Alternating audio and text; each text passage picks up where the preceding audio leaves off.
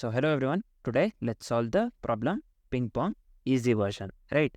So you can read the entire question. I'll just summarize the question for you so that this is easy to understand. So they have given clearly the problem statement along with the example. So here they have given the input and the desired output that we need to, the desired output for this particular input they have given.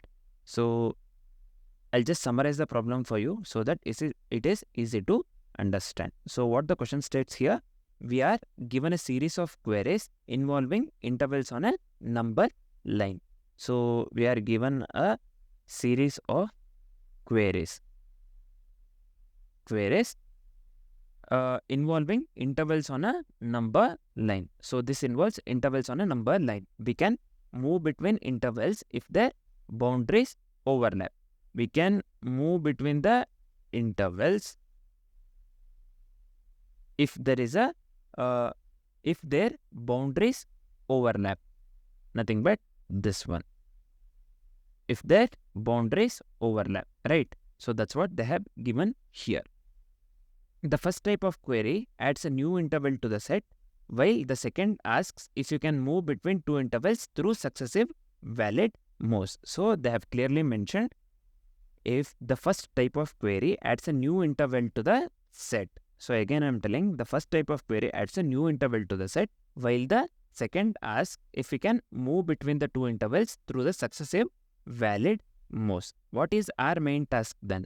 Our main task is to handle the queries and determine whether a path exists between the two intervals. So what is our main goal? Our main goal is we have to handle the queries in such a way that the queries, we have to handle the queries and determine whether a path exists between this one, two intervals.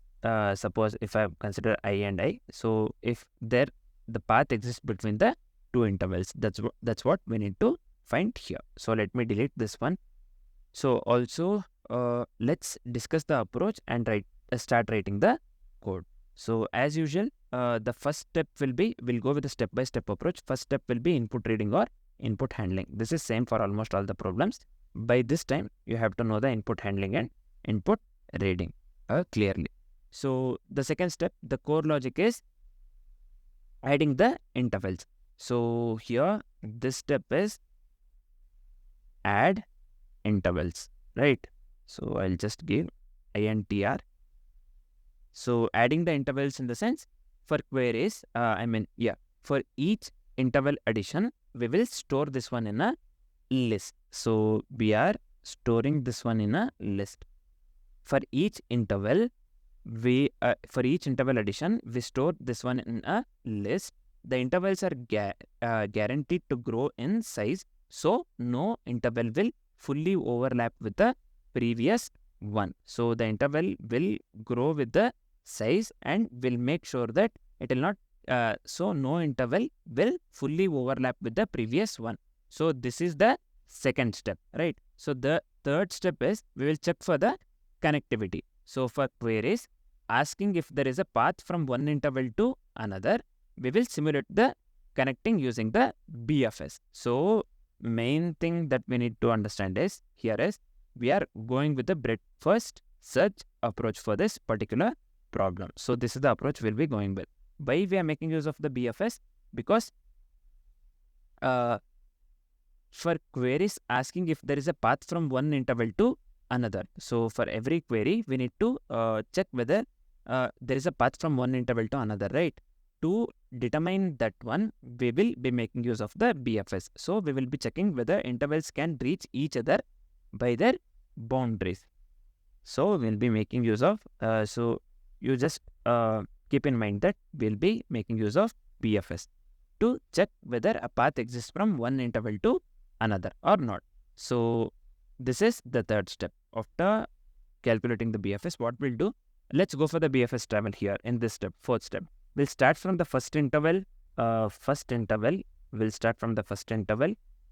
We make use of BFS and we will explore all other intervals and see if it can eventually reach the target interval by moving between overlapping intervals. We'll check whether it can move to the target interval or not by moving between overlapping boundaries. That's what. This is the fourth step. And the final step is, after the fourth step, the final step would be, here we'll get the output, right? Whether we'll, by performing the BFS, we will get to know that whether it can reach the target interval or not. So we have to display the result. So we'll output the result in the fifth step by making use of console log. As we are writing the code using JavaScript or the Node, we'll be making use of console log to print the result. So this is the approach that we'll be going for this particular problem. So let's start writing the code so that you'll get to know this one better. So first step is, we'll import the FS module to read the input from standard input. I'll just stdin, right? So I'll just give cost fs equals require of fs. So this is fine.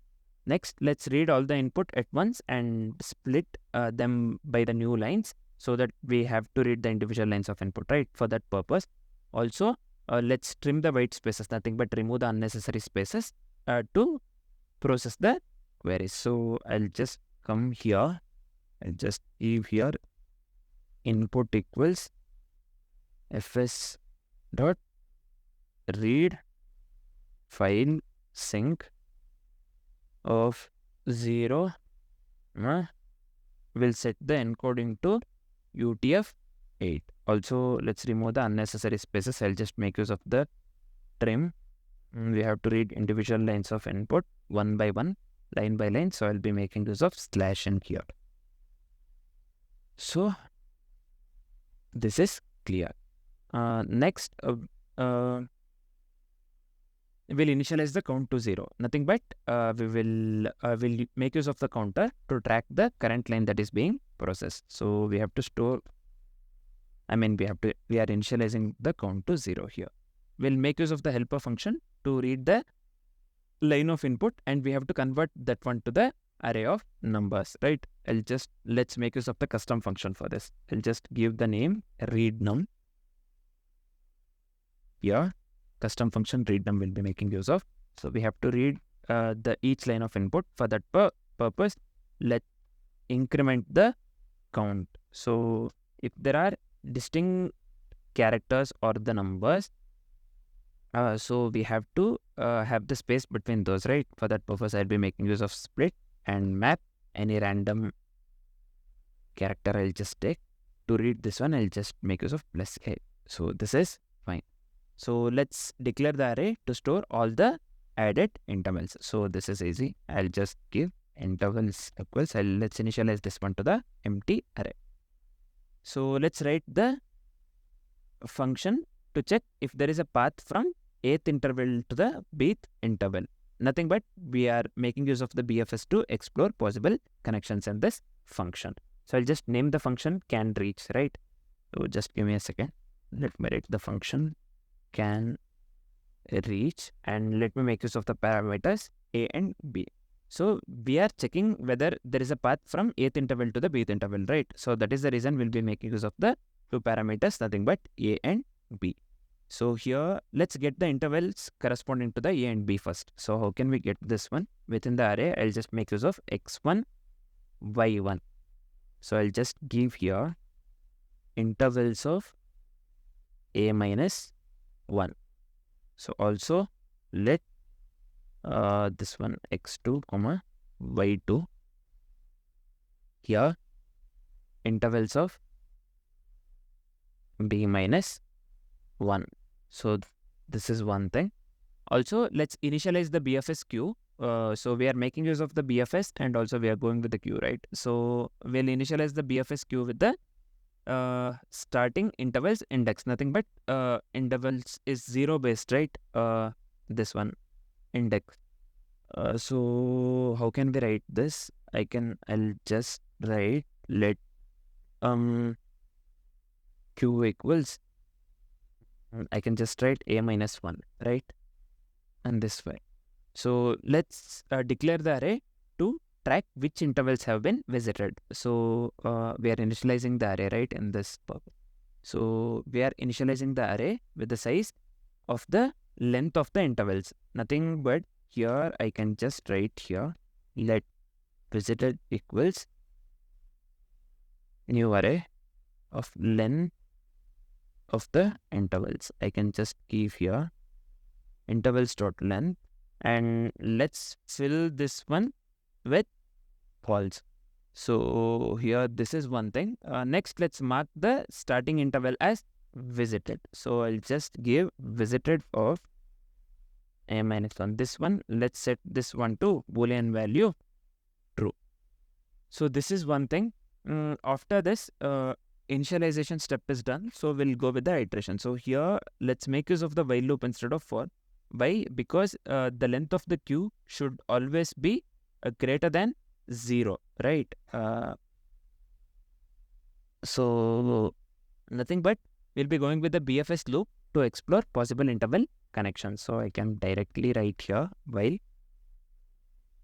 length of the queue, if it is greater, then only we have to move further. So we have to remove and get the current interval that is being explored. So I can write this one in this way, like current equals, we have to remove the first one. So first one, then I can just make use of the shift for this, right? In JavaScript, I can just make use of the shift to remove the first element. Then I can just give here, let's make use of the destructuring operator and just give x current by your this one intervals of here, I'll just give current, right? So this is one thing. If we have reached the target interval, then we will return true. So how can we write that? If condition, if current, this is equal to b minus 1, then we will return true. So this is fine. Then we will loop through all the intervals. Why we have to loop through all the intervals? Just to check possible connections. So let's loop through all the intervals to check the possible connections. I'll just start with the for loop. I'll just give I equals 0, I less than length of the intervals, and let's increment the I. So next step, we'll check only for the unvisited intervals. How can we write that? It's just a condition, right? I'll just give not of visited of iterated value of the visited. So next I'll just give xi comma yi, this one, let's initialize this one to intervals of I, nothing but iterated value of the intervals. After this step, what I'll do, let's check if there is an overlap between the current interval and the another interval. So this is just a condition again. We can write this one. This is simple.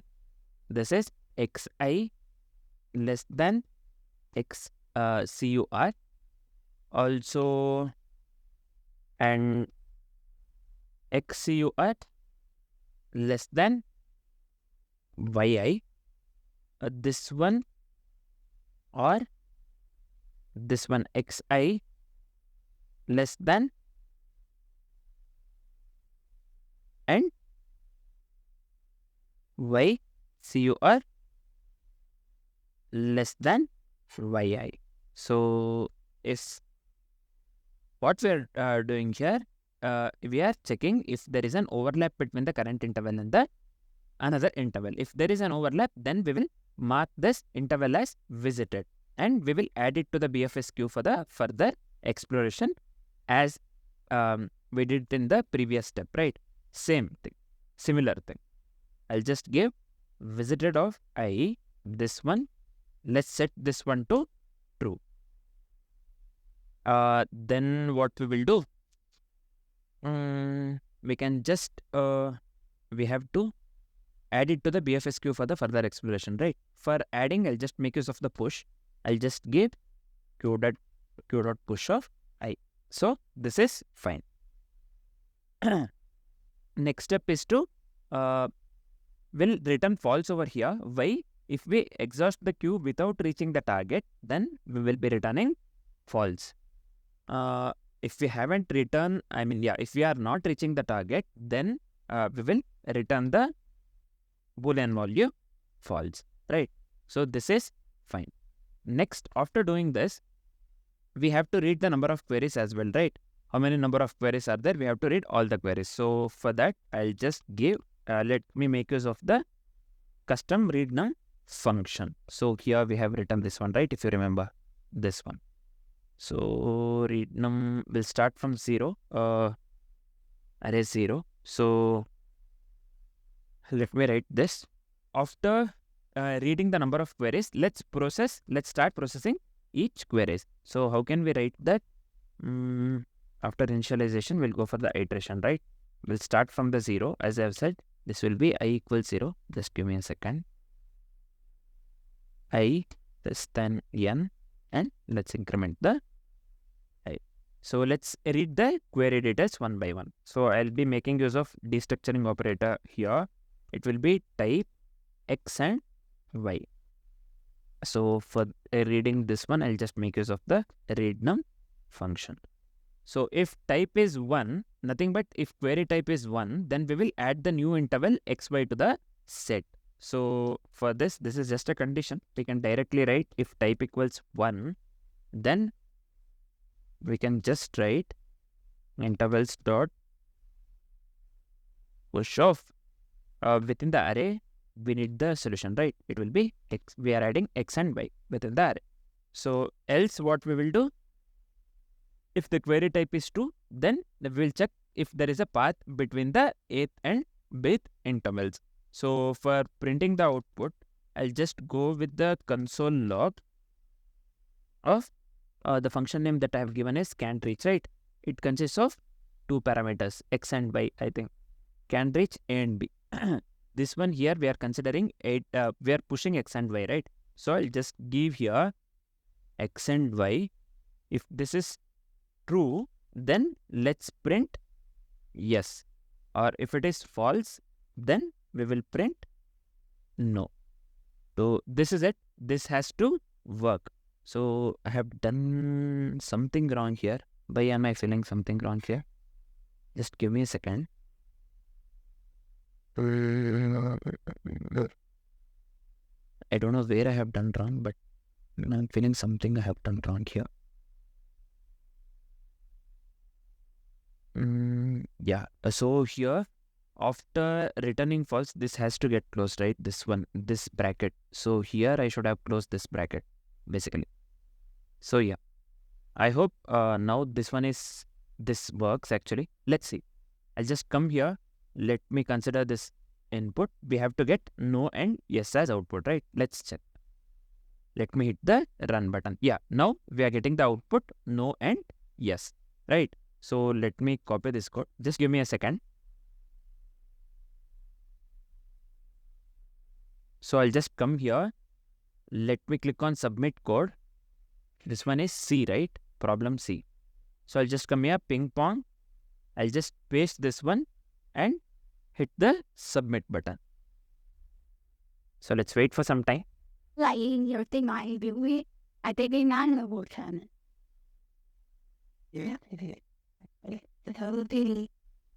So yeah, you can clearly see here, this got, the code got accepted, right? So this code works absolutely fine.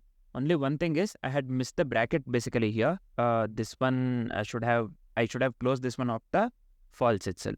I mean after returning the false, after return statement basically. So I had done this mistake. Now the code works absolutely fine, right? So this is it. Thanks for watching, guys.